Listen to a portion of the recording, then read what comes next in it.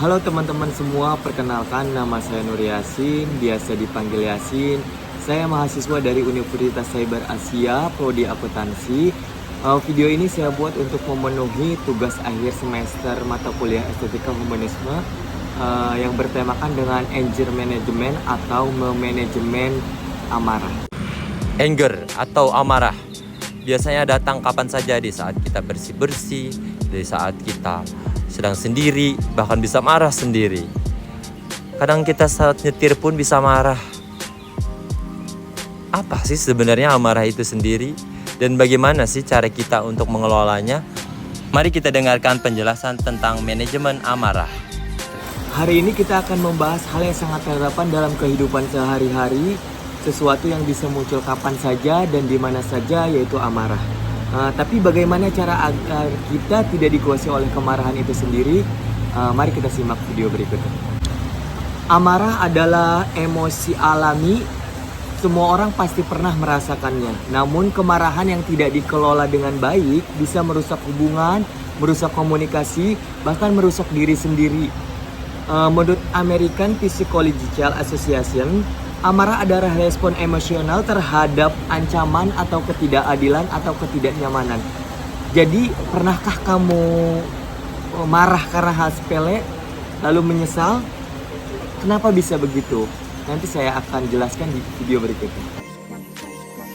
Mulutku menjadi tidak sopan saat aku marah. Itulah sebabnya aku benci perdebatan. Aku tidak pernah sekalipun menyesali diamku, namun aku seringkali menyesali perkataanku.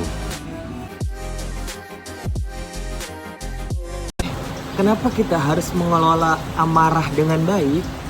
Kemarahan bisa menjadi sinyal tapi tidak dikendalikan. Ia akan menjadi senjata, yaitu beberapa alasan kenapa anger management itu penting. Yang pertama, menjaga kesehatan mental dan fisik.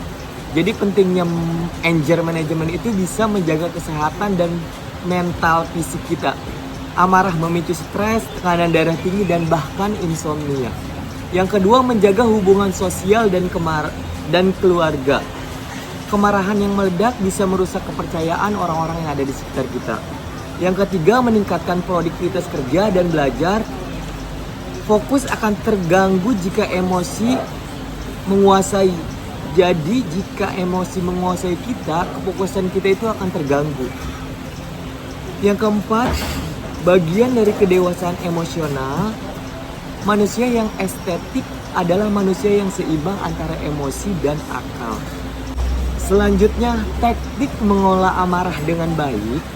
Berikut adalah beberapa teknik manajemen kemarahan yang bisa kita praktikkan. Yang pertama, kendali memicu amarah. Tanyakan pada diri sendiri, kenapa saya marah? Apakah karena kata-kata orang lain? Atau ekspektasi diri kita sendiri? Yang kedua, gunakan teknik pernapasan. Tarik nafas dan tahan. Hembuskan pelan, lakukan selama 4-5 kali. Yang ketiga, take out atau take a break. Menjauh sejenak dari situasi yang memancing amarah. Jika amarah itu datang, alangkah baiknya kita hindari situasi yang membuat atau memicu amarah itu datang. Yang keempat, berpikir ulang. Mungkin dia tidak sengaja.